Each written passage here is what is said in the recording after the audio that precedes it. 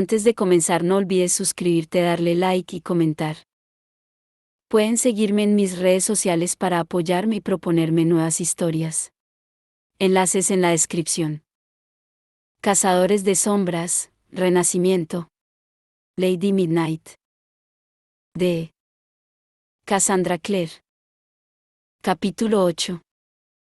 Partiera de la nube esa noche. Emma abrió la puerta del estudio de Julian empujándola con el hombro mientras intentaba que no se le derramara ninguno de los 2 tazones llenos de sopa que llevaba. El estudio de Julian constaba de 2 habitaciones, la que él dejaba ver a la gente y la que no. Su madre, Eleanor, había usado la más grande como estudio y la pequeña como cuarto oscuro para revelar fotos. Ty había preguntado muchas veces si los productos químicos y el equipo seguían allí, y si podría usarlos. Pero el segundo cuarto del estudio era el único asunto en el que Julian no quería ceder a la voluntad de sus hermanos pequeños, y tampoco se ofrecía a renunciar por ellos a lo que era suyo. La puerta negra seguía cerrada con llave, y ni siquiera Emma tenía permitido entrar. Ni lo pedía. Julian gozaba de tan poca intimidad que no deseaba reprocharle lo único que lograba reclamar. El estudio principal era muy bonito. 2 de las paredes eran de vidrio, una miraba al océano y la otra al desierto. Las otras estaban pintadas de color bisón, y los lienzos de la madre de Julian, abstractos de brillantes colores, seguían adornándolas. Jules estaba junto a la isla central, un enorme bloque de granito cubierto de fajos de papeles, cajas de acuarelas y pilas de tubos de pintura con sugestivos nombres: rojo de alizarina, púrpura cardenal, naranja de cadmio, azul ultramarino. Julian se llevó un dedo a los labios mientras miraba hacia un lado. Sentado ante un pequeño caballete estaba Tabby, armado con una caja de pinturas no tóxicas. Las extendía sobre una larga hoja de papel de estraza, y parecía contento con su creación multicolor. Tenía pintura naranja en los rizos castaños. Acabo de conseguir que se calme, dijo Julian cuando Emma se acercó y dejó los tazones sobre la isla. ¿Cómo va todo? ¿Ha hablado alguien con Mark? Sigue con la puerta cerrada, contestó Emma. Los otros están en la biblioteca. Empujó uno de los tazones hacia él. Come, le dijo. La ha hecho Cristina. Sopa de tortilla. Aunque dice que no tenemos los chiles adecuados. Julian cogió el tazón y se arrodilló para dejarlo junto a Tabby. Su hermanito alzó la mirada y parpadeó al ver a Emma, como si acabara de darse cuenta de que estaba ahí. ¿Te ha enseñado Jules los dibujos?, preguntó. El azul se había unido al naranja y al amarillo en su pelo. Parecía una puesta de sol. ¿Qué dibujos?, preguntó Emma mientras Julian se incorporaba. Los de nosotros. Los de las cartas. Emma miró a Jules con una ceja alzada. ¿Qué cartas? Julian se sonrojó. Retratos, contestó. Los hice con el estilo de Rider Waite, como el tarot. ¿El tarot mundano?, preguntó Emma mientras Jules cogía un portafolio.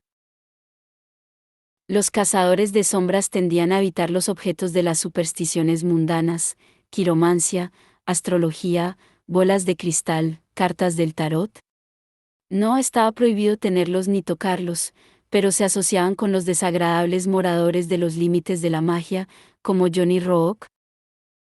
Le echó algunos cambios, explicó Julian, y abrió el portafolio.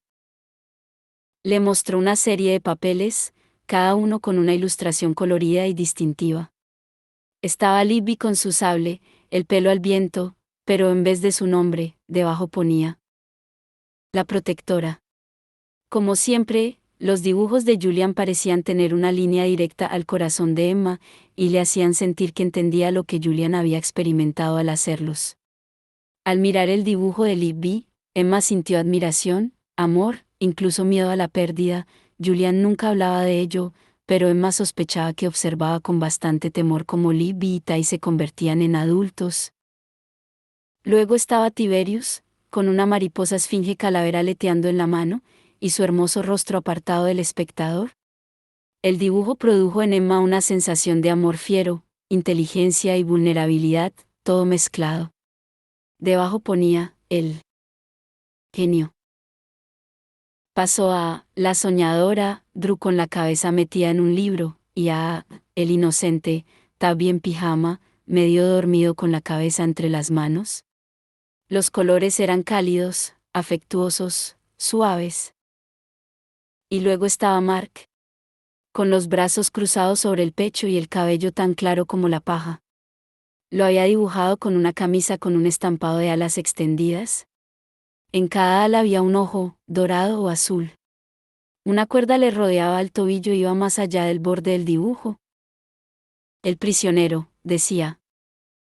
Jules la rozó con el hombro cuando Emma se inclinó para observar detenidamente la imagen. Como todos los dibujos de Julian, parecía susurrarle en un lenguaje sin palabras, pérdida, decía, y tristeza, y años que no se podrían recuperar. ¿Es en esto en lo que estuviste trabajando en Inglaterra?, preguntó. Sí. Esperaba poder hacerlas todas. Se pasó la mano por los rizos castaños.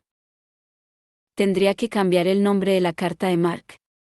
Ahora que está libre. Sí, sigue libre. Emma apartó el dibujo de Mark y vio que el siguiente era el de Ellen, entre témpanos de hielo, el cabello claro cubierto con un gorro tejido. La separada. Decía. Y había otra carta, la fiel, para su esposa Line, con el oscuro cabello como una nube alrededor de ella. Llevaba el anillo Blackthorn en la mano. Y la última era de Arthur, sentado ante su escritorio. Una cinta roja del color de la sangre cubría el suelo ante él. No tenía título. Julian las cogió y las metió de nuevo en el portafolio. Aún no están acabadas. ¿Y yo tendré una carta?, bromeó Emma. ¿O es solo de los Blackthorn de sangre y los que lo son por casamiento? ¿Por qué no dibujas a Emma?, preguntó Tabby, mirando a su hermano. ¿Nunca dibujas a Emma? Ella vio que Julian se tensaba. Era cierto. Julian pocas veces dibujaba personas, pero incluso si lo hacía, había dejado de dibujar a Emma hacía años. La última vez que recordaba haberla dibujado fue para el retrato familiar de la boda de Aline y Ellen. ¿Estás bien?, le preguntó, en un susurro que confió que Tabby no oyera. Julian dejó escapar el aire con fuerza, abrió los ojos y relajó los músculos. Sus miradas se encontraron, y el rizo de enfado que había comenzado a desenrollarse en el estómago de Emma desapareció. La mirada de Jules era directa y vulnerable. Lo siento, dijo.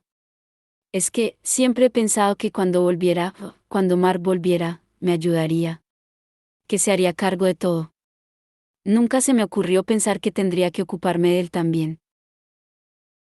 En ese momento, Emma sintió como si volviera a aquel tiempo, a todas las semanas y los meses después de que se llevaran a Mark y exiliaran a Ellen, cuando Julian se despertaba llamando a gritos a sus hermanos mayores, que no estaban allí, que nunca volverían. Recordó el pánico que lo enviaba tambaleante hasta el lavabo para vomitar, las noches que ella lo había sujetado sobre las frías baldosas del suelo mientras él se estremecía como si tuviera fiebre. No puedo, le había dicho Julian. No puedo hacerlo solo. No puedo criarlos. No puedo ocuparme de 4 niños. Emma notó que la rabia volvía a apoderarse de su estómago, pero esta vez iba dirigida a Mark. ¿Jules?, preguntó Tabby inquieto. Julian se pasó la mano por la cara, era casi un tic nervioso, como si estuviera limpiando la pintura de un caballete. Cuando bajó la mano, se habían borrado de su rostro el temor y la emoción. Aquí estoy, contestó, y cogió a Tabby en brazos. Este apoyó la cabeza en el hombro de su hermano, somnoliento, y le manchó la camiseta de pintura. Pero a Jules no pareció importarle. Apoyó la barbilla sobre los rizos de su hermano y sonrió a Emma. Olvídalo, le pidió. Voy a meter a este en la cama. Seguramente tú también deberías dormir un poco. Pero a Emma le hervía en las venas un elixir de rabia y de instinto de protección. Nadie haría sufrir a Julian. Nadie, ni siquiera su tan amado y añorado hermano. Luego dormiré, contestó. Tengo que hacer algo antes. Julian pareció alarmarse. Emma, no intentes. Pero ella ya se había ido. Emma se plantó delante de la puerta de Mark con los brazos en jarras. Mark, gritó mientras llamaba a la puerta con los nudillos por quinta vez. Mark Blackthorne, sé que estás ahí. Abre la puerta. Silencio. La curiosidad y el enfado de Emma luchaban contra el respeto a la intimidad de Mark, y ganaron.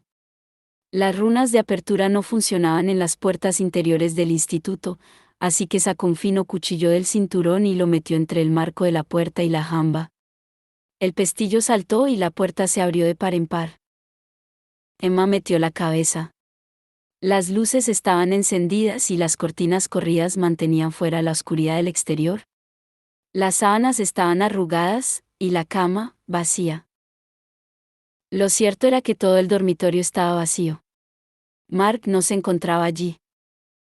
Emma cerró la puerta de golpe y se volvió con un suspiro de exasperación, y casi pegó un grito. Drew estaba detrás de ella con los ojos muy abiertos. Apretaba un libro contra el pecho. Drew. ¿Sabes? Por lo general, cuando la gente se me acerca tan sigilosamente por la espalda, suelo clavarles el puñal. Dejó escapar un suspiro tembloroso. Drew parecía triste. ¿Estás buscando a Mark? Emma no vio que tuviera sentido negarlo. Cierto. No está aquí, dijo Drew. Cierto también. Gran noche para las obviedades, ¿eh? Emma sonrió a Drew y sintió una punzada de pena. Los mellizos estaban muy unidos, y Tabby era tan pequeño y dependía tanto de Jules que, para Drew, pensó, resultaba difícil encontrar su lugar en la familia. Seguro que está bien. Lo sabes, ¿no? Está en el tejado, dijo la niña. Emma alzó una ceja. ¿Y por qué dices eso? Siempre subía cuando estaba enfadado, contestó Drew. Miró hacia la ventana al fondo del pasillo. Y allí arriba estará bajo el cielo. Podrá ver la cacería si pasa por aquí. Emma se quedó helada. No lo harán, afirmó. No pasarán por aquí. No se lo volverán a llevar. ¿Aunque quiera irse? Drew. Sube y hazlo bajar, le pidió Drusila. Por favor, Emma se preguntó si parecería perpleja, pues así era como se sentía. ¿Por qué yo? Porque eres una chica guapa, respondió Drew con cierta tristeza mirándose el cuerpecillo rechoncho. Y los chicos hacen lo que les dicen las chicas bonitas. La tía abuela Marjorie me lo dijo. Dijo que si yo no fuera una bola sería una chica guapa y los chicos harían lo que yo quisiera. Emma estaba horrorizada. Esa vieja burra dijo que. Drew apretó el libro con más fuerza. No suena tan mal, ¿verdad? Bola. Podría ser algo mono, como un conejito o una ardilla. Eres mucho más mona que una ardilla, dijo Emma. Tienen unos dientes raros, y me ha dicho alguien que lo sabe que hablan con unas voces muy chillonas y agudas. Le alborotó el suave cabello. Eres muy guapa, le dijo. Siempre serás muy guapa. Y ahora, voy a ver qué puedo hacer con tu hermano. Las bisagras de la trampilla que daba al tejado no se habían engrasado desde hacía meses, y chirriaron con fuerza cuando Emma, apoyada en el último peldaño de la escalera, la empujó hacia arriba. La trampilla cedió y ella salió al tejado. Se puso en pie temblando.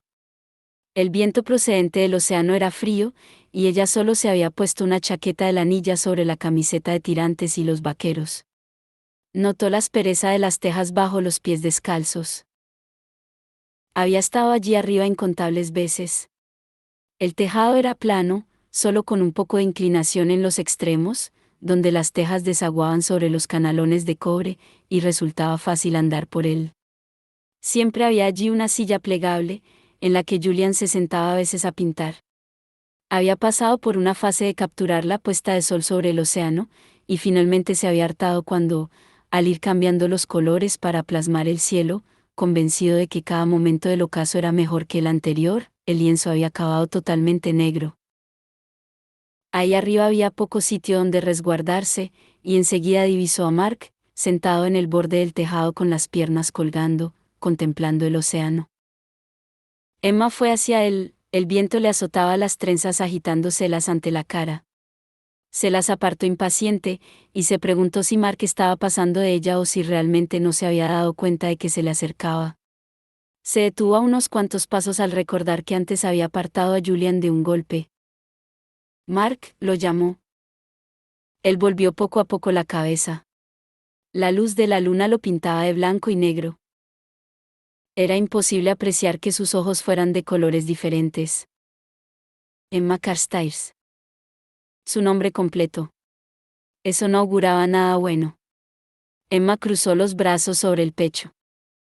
He venido a llevarte abajo, dijo. Estás asustando a tu familia y has disgustado a Jules. Jules, repitió él lentamente. Julian. Tu hermano. Quiero hablar con mi hermana, repuso él. Quiero hablar con Ellen. Muy bien, respondió Emma. Puedes hablar con ella cuando quieras. Puedes llamarla, o podemos hacer que te llame, o podemos utilizar el puto Skype, si eso es lo que quieres. Te lo habríamos dicho antes si no te hubieras puesto como un energúmeno. ¿Skype? Mark la miró como si de repente le hubieran crecido varias cabezas. Es una cosa de los ordenadores. Tai sabe cómo va. Podrás verla al mismo tiempo que hablas con ella. ¿Como la bola de cristal de las hadas? Algo parecido. Emma se le acercó un poco más, como si se aproximara a un animal salvaje que se pudiera asustar con su presencia. ¿Volvemos abajo? Prefiero permanecer aquí. Me estaba ahogando por dentro con todo ese aire muerto, aplastado por el peso del edificio, techo, vigas, vidrio y piedra. ¿Cómo podéis vivir así? Tú fuiste muy feliz aquí durante 16 años. Casi no lo recuerdo, repuso él. Es como un sueño. Miró otra vez el océano. Tanta agua, dijo. Puedo verla y también a través de ella. Veo los demonios bajo el mar. La contemplo y no parece real. Emma podía entenderlo. El mar fue lo que se llevó los cadáveres de sus padres y los devolvió destrozados y vacíos. Por los informes, sabía que estaban muertos antes de que lo lanzaran al mar, pero eso no la ayudaba. Recordó las palabras de un poema que Arthur les había recitado una vez sobre el océano: el agua embiste, y altos veleros zozobran y una muerte profunda espera. Más allá de las olas, eso era para ella el mar, una muerte profunda que esperaba. ¿Hay agua en Feera, no? Preguntó. No hay mares. Y el agua nunca es suficiente. La cacería salvaje suele cabalgar durante días sin agua. Solo si estamos desvaneciéndonos nos permite Gwyn parar a beber. Y hay fuentes en los bosques de Feera, pero ellas manan sangre. Porque toda la sangre que se derrama sobre la tierra corre por los arroyos de ese país, citó Emma. Nunca había pensado que eso fuera literal. Y yo no sabía que conociera los viejos poemas, repuso Mark, mirándola con interés por primera vez desde que había llegado. Siempre hemos tratado de aprender todo lo que podemos sobre la tierra de las hadas, explicó Emma mientras se sentaba a su lado. Diana nos lo lleva enseñando desde que regresamos de la Guerra Oscura. Incluso los pequeños querían saberlo todo de los seres mágicos. Por ti. Esa debe ser una parte muy poco valorada del programa educativo de los cazadores de sombras, bromeó Mark. A la vista de la historia reciente. Lo que piense la clave de las hadas no es culpa tuya, dijo Emma. Eres cazador de sombras, y nunca formaste parte de la traición. Soy cazador de sombras, aceptó Mark. Pero también soy hada, al igual que mi hermana. Mi madre fue Lady Nerissa. Falleció después de nacer yo, y al no tener a nadie que nos pudiera criar, a Ellen y a mí nos entregaron a nuestro padre. No obstante, mi madre era de la nobleza de las hadas, de las de más alto rango. Te trataron mejor en la cacería por ser hijo de ella. Mark negó con la cabeza una vez. Al parecer, creen que nuestro padre fue el responsable de su muerte. por romperle el corazón al abandonarla. Eso no los predispuso a que les cayera demasiado bien. Se acomodó un mechón de pelo tras la oreja. Pero nada de lo que las hadas le hicieron a mi cuerpo o a mi mente fue tan cruel como el momento en el que supe que la clave no iría a buscarme, que no tenía intención de enviar grupo de rescate alguno. Así me lo dijo Jace, al hallarme en Feera. Demuéstrales de que está hecho un cazador de sombras. Pero, ¿de qué están hechos los cazadores de sombras si abandonan a uno de los suyos?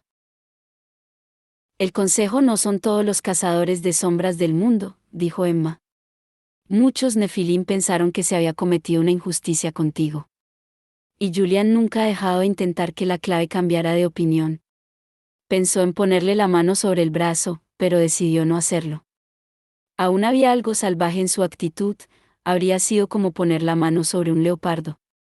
Ya lo verás, ahora que has vuelto a casa. ¿Estoy en casa?, preguntó Mark. Negó con la cabeza, como un perro sacudiéndose el agua.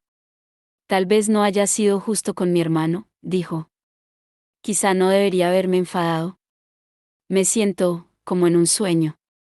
Parece que hayan transcurrido semanas desde que fueron a buscarme a la cacería y me dijeron que iba a volver al mundo. ¿Te dijeron que ibas a volver a tu casa? No, contestó. Me dijeron que no tenía más opción que dejar la cacería. Que así lo había ordenado el rey de la corte Noseli. Me bajaron de mi caballo y me ataron las manos. Luego estuvimos semanas cabalgando. Me dieron algo de beber que me hizo alucinar y ver cosas que no estaban ahí. Se miró las manos. Fue para que no pudiera encontrar el camino de vuelta, pero ojalá no lo hubieran hecho. Desearía haber llegado aquí tal y como he sido durante años, un miembro muy capaz de la cacería. Desearía que mis hermanos me hubieran visto erguido y orgulloso, no temeroso y arrastrándome. Ahora pareces muy diferente, dijo Emma. Era cierto. Parecía que se hubiera despertado después de dormir 100 años, sacudiéndose de los pies el polvo de un siglo de sueños. Había estado aterrado, pero sus manos ya eran firmes, y su expresión, sombría. De repente, sonrió irónico. Cuando me ordenaron que me mostraran el santuario, pensé que era otro sueño. ¿Un sueño bueno?, preguntó Emma. Mark vaciló un instante y luego negó con la cabeza. Durante los primeros días en la cacería, si desobedecía, me provocaban sueños, horrores, visiones de mi familia muriendo. Pensé que eso era lo que iba a ver de nuevo. Estaba aterrado, pero no por mí, sino por Julian. Pero ahora sabes que no es un sueño. Ver a tu familia, tu casa. Detente, Emma, apretó los párpados como si le doliera algo. Puedo contarte esto porque no eres una Blackthorn. La sangre de los Blackthorn no corre por tus venas. Durante años, he morado en la tierra de las hadas, y es un lugar donde la sangre de los mortales se transforma en fuego. Es un lugar de una belleza y un horror inimaginables desde aquí. He cabalgado con la cacería salvaje. He trazado un claro sendero de libertad entre las estrellas y le he ganado la carrera al viento. Y ahora se me exige que vuelva a caminar por la tierra. Tu sitio está donde se te quiere, repuso Emma. Era algo que su padre le había dicho y ella siempre había creído. Su sitio estaba allí porque Jules la quería y los niños también. ¿Te querían en la tierra de las hadas? Una sombra pareció cubrir los ojos de Mark, como cortinas cerrándose en una sala oscura. Deseaba decírtelo. Lamento profundamente lo de tus padres. Emma esperó la habitual sensación de furia ciega que la mención de sus padres por parte de cualquiera que no fuera Jules le producía, pero esta vez no apareció. Había algo en la forma en que Mark lo había dicho, en la extraña mezcla de la formalidad al hablar de las hadas con una sincera pena, que le resultó curiosamente calmante. Y yo lamento lo de tu padre, repuso Emma. Lo vi transformarse, explicó Mark. Pero no lo vi morir en la guerra oscura. Espero que no sufriera. Emma sintió un escalofrío en la columna. ¿Acaso no sabía cómo había muerto su padre? ¿Nadie se lo había explicado? Tu pa, comenzó. Fue en medio de la batalla. Fue muy rápido. ¿Lo viste? Emma se puso en pie. Es muy tarde, dijo. ¿Deberíamos irnos a dormir? Él la miró con sus extraños ojos. Tú no deseas dormir, afirmó, y de repente, a Emma le pareció salvaje, salvaje como las estrellas o el desierto, salvaje como todas las cosas naturales sin someter. Siempre te había llamado la aventura, Emma, y no creo que eso haya cambiado, ¿o sí? Por muy atada que estés a mi hermanito, tampoco aventurero. Julian no es poco aventurero, replicó Emma, molesta por el comentario. Es responsable. ¿Y pretendes hacerme creer que existe una diferencia? Emma miró la luna, y luego otra vez a Mark. ¿Qué estás sugiriendo? Se me ha ocurrido mientras contemplaba el océano, contestó. Quizá pudiera hallar el lugar donde convergen las líneas ley. Ya he visto antes lugares así, con la cacería. Despiden cierta energía que las hadas pueden notar. ¿Qué? Pero, ¿cómo? Te lo mostraré. Ven conmigo. ¿Por qué esperar? La investigación es urgente. No. No debemos encontrar ya al asesino. Un nuevo entusiasmo se despertó en Emma y también un intenso deseo. Trató de no mostrar en el rostro lo mucho que necesitaba saber, lo mucho que quería dar el siguiente paso, lanzarse a la búsqueda, luchar, averiguar. Jules, dijo. Tenemos que buscar a Jules para que venga. Mark se puso serio. No deseo verlo. Emma se mantuvo firme. Entonces no nos vamos, replicó. Es mi Parabatay, allí a donde yo voy, él. Va. Algo brilló en los ojos de Mark.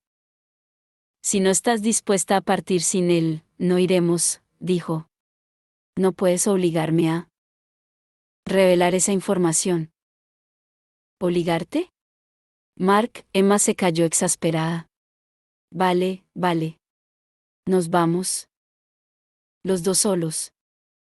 Los dos solos, repitió él. Se puso en pie. Sus movimientos eran increíblemente sutiles y rápidos. Pero primero debes probar tu valía. Y dio un paso fuera del tejado. Emma corrió hasta el borde de las tejas y miró hacia abajo.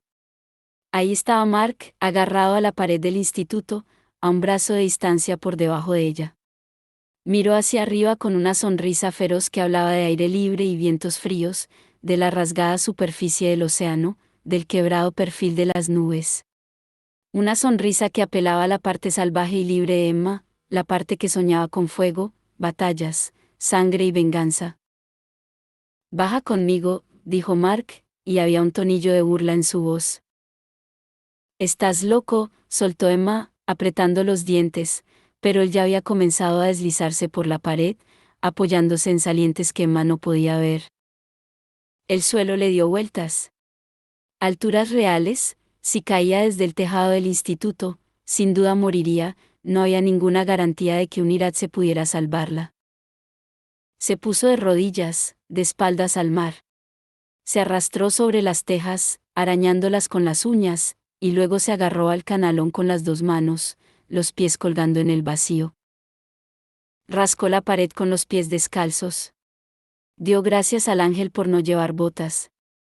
Tenía los pies endurecidos de caminar y luchar, los movió por la pared hasta que encontraron una grieta en la superficie. Metió los dedos en ella y apoyó parte de su peso, así pudo relajar un poco la fuerza que hacía con los brazos. No mires abajo.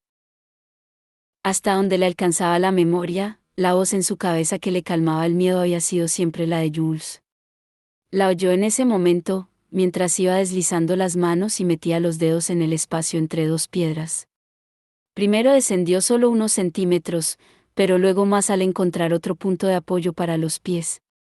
Oye, Jules, estás escalando las rocas de Leo Carrillo. Solo hay unos cuantos metros hasta la arena blanda. Todo va bien. El viento le lanzaba el pelo contra la cara. Movió la cabeza para apartárselo de los ojos y se dio cuenta de que estaba pasando ante una ventana. Una tenue luz brillaba tras las cortinas. La habitación de Cristina, quizá. ¿Siempre te ha importado tan poco tu seguridad? Solo desde la guerra oscura. Ya estaba a medio camino, lo calculó mirando hacia arriba, hacia el tejado que se alejaba. Había comenzado a aumentar el ritmo, los dedos de las manos y de los pies encontraban apoyo con rapidez. El cemento entre las piedras ayudaba, impedía que se le escurrieran las manos por el sudor mientras se agarraba y soltaba, apretando el cuerpo contra la pared, hasta que, de repente, mientras tanteaba con el pie, tocó tierra firme. Se soltó, se dejó caer y aterrizó sobre un montón de arena. Se hallaban en el lado este de la casa, de cara al jardín, al pequeño aparcamiento y, más allá, al desierto. Mark ya estaba allí, por supuesto.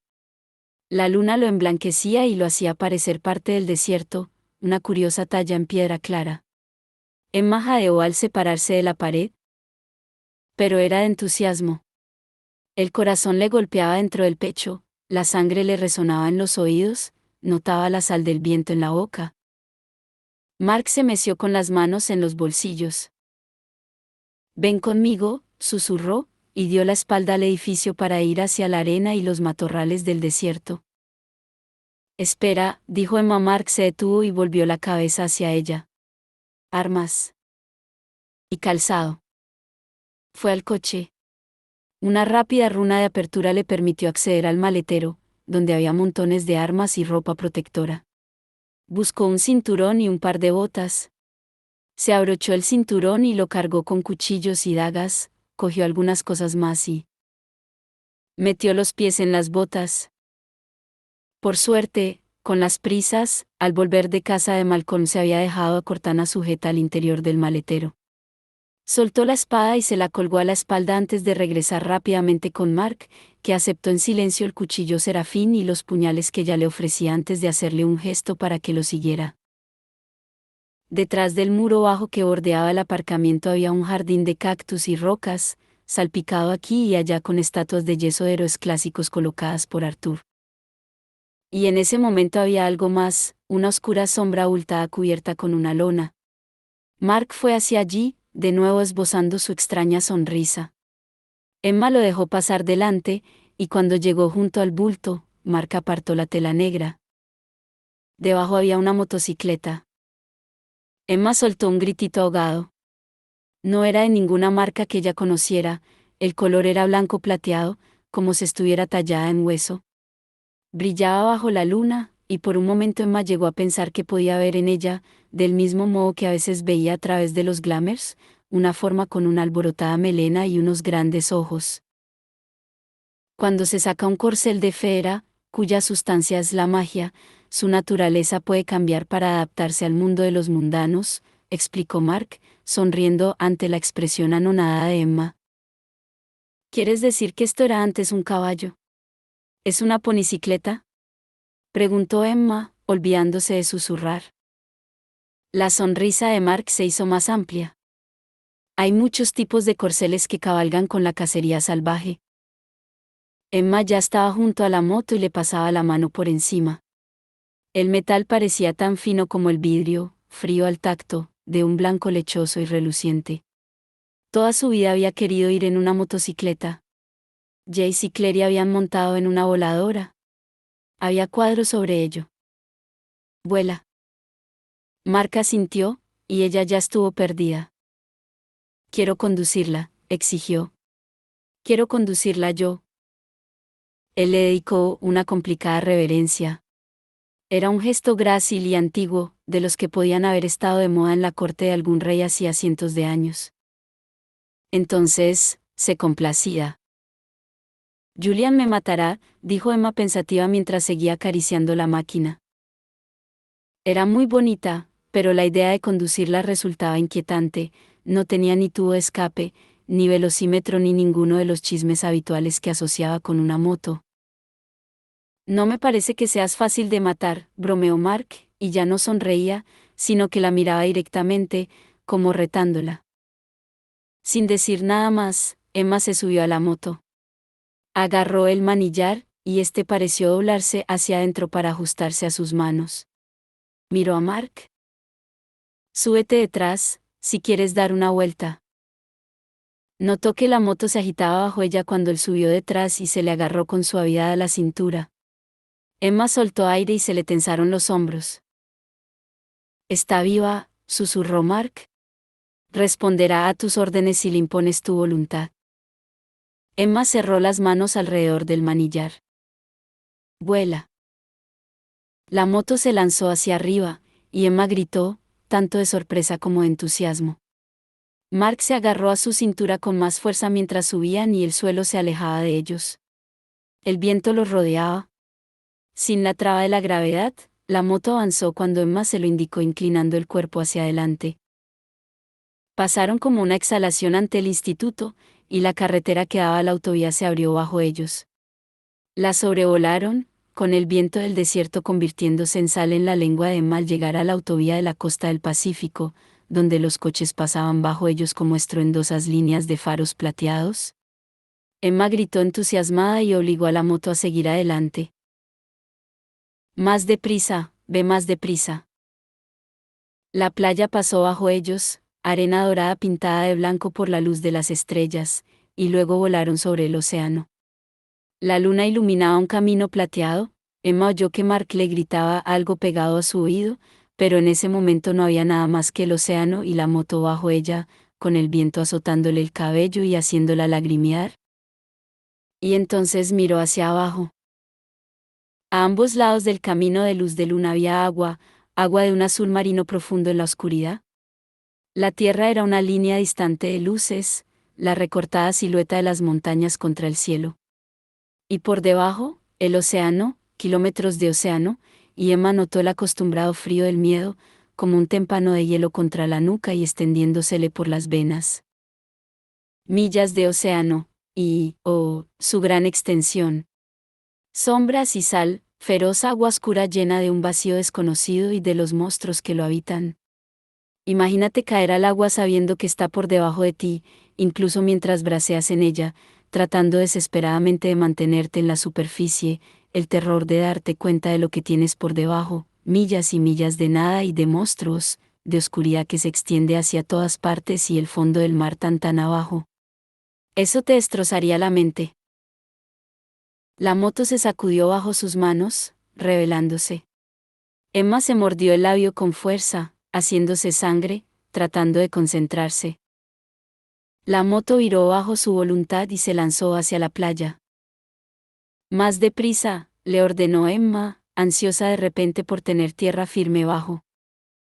Ella pensó que veía sombras moviéndose bajo la piel del mar. Pensó en las viejas historias de marineros cuyos botes se habían alzado de las aguas sobre el lomo de ballenas y monstruos marinos. De pequeños barcos destrozados por los demonios del mar, sus tripulaciones, pasto para los tiburones. Se le cortó la respiración. La moto se sacudió bajo ella y se le escapó el manillar de las manos. Comenzaron a caer. Mark gritó mientras volaban como una bala por encima de las olas hacia la playa. Emma consiguió agarrar de nuevo el manillar y lo apretó con fuerza cuando la rueda delantera ya tocaba la arena, entonces la moto comenzó a alzarse de nuevo, rozando la playa, y cogió altura para cruzar la autovía por encima. Oyó reír a Mark. Era una risa salvaje, en él resonaba el eco de la cacería, el rugido del cuerno y el trapaleo de los cascos. Inhaló el aire fresco y limpio, su cabello se sacudía hacia atrás, no había reglas. Era libre. «¿Ya has probado tu valía, Emma?», dijo Mark. «Podrías cabalgar con Gwyn, de quererlo así». «La cacería salvaje no admite mujeres», indicó ella, y el viento le arrancó las palabras de la boca. «Más tontos son», repuso él. «Las mujeres son mucho más fieras que los hombres». Señaló hacia la orilla, hacia las crestas de las montañas que flanqueaban la costa. «Ve hacia allí. Te llevaré a la convergencia».